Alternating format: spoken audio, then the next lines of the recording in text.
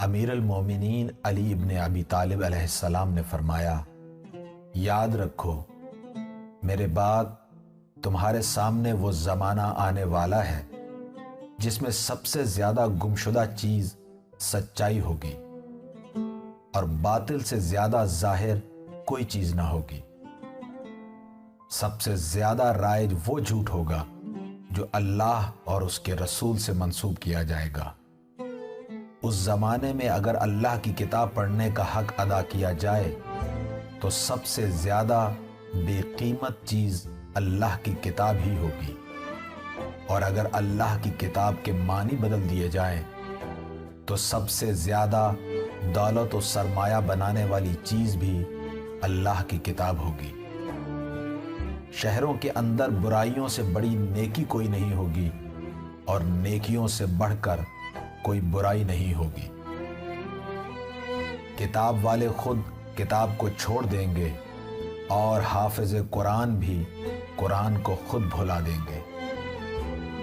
قرآن اور اہل قرآن دونوں کو شہر بدر کر دیا جائے گا اور وہ دونوں ایک راستے پر ایسے چلیں گے کہ کوئی پناہ دینے والا پناہ بھی نہیں دے گا۔ قرآن اور اس کے اہل ان لوگوں کے درمیان ہو کر بھی ان کے درمیان نہیں رہیں گے، انہی کے ساتھ رہیں گے مگر تنہا ہوں گے، اس لیے کہ گمراہی ہدایت کے ساتھ نہیں چل سکتی چاہے دونوں ایک ہی جگہ پر رہیں۔ ان لوگوں نے اتحاد پر تفرقہ پیدا کر رکھا ہے اور تفرقے پر اتحاد کر لیا ہے۔ جیسے یہ قرآن کے امام ہیں اور قرآن ان کا امام نہیں ہے، اب ان کے پاس بس قرآن کا نام باقی رہ گیا ہے۔ اب لوگ صرف اس کی تحریر اور اس کی عبارت کو پہچانتے ہیں اور بس۔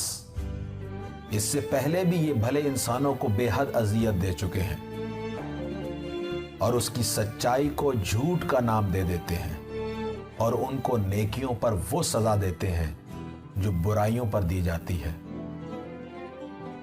تم سے پہلے والے لوگ اس لیے تباہ ہو گئے کہ ان کی امیدیں بہت لمبی تھیں اور موت ان کی نگاہوں سے چھپی ہوئی تھی۔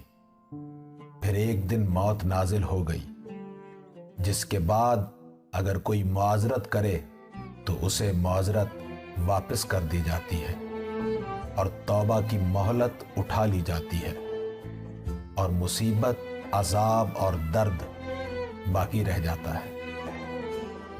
اے لوگو، جو پروردگار سے سچ میں نصیحت حاصل کرنا چاہتا ہے اسے توفیق بھی مل جاتی ہے، اور جو اس کے حکم کو واقعی اپنانا چاہتا ہے تو اسے سیدھے راستے کی ہدایت بھی مل جاتی ہے، اس لیے کہ پروردگار کا ہمسایہ ہمیشہ امن و سکون سے رہتا ہے جبکہ اس کا دشمن ہمیشہ خوف زدہ۔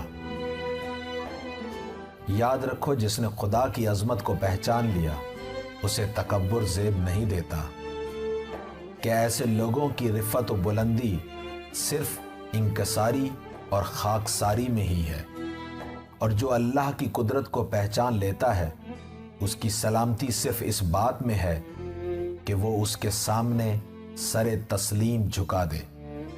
میں تمہیں خبردار کر رہا ہوں کہ حق سے ایسے نہ بھاگا کرو جیسے کوئی صحت مند کسی وبا زدہ سے بھاگتا ہے یا کوئی تندرست کسی بیمار سے جان چھڑاتا ہے۔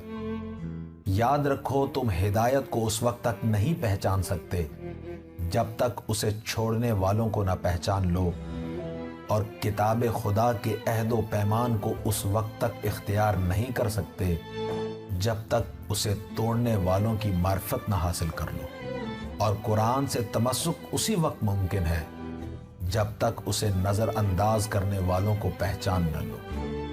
حق کو صرف اس کے اہل کے پاس تلاش کرو، کیونکہ یہی وہ لوگ ہیں جو علم کی زندگی ہیں اور جہالت کی موت۔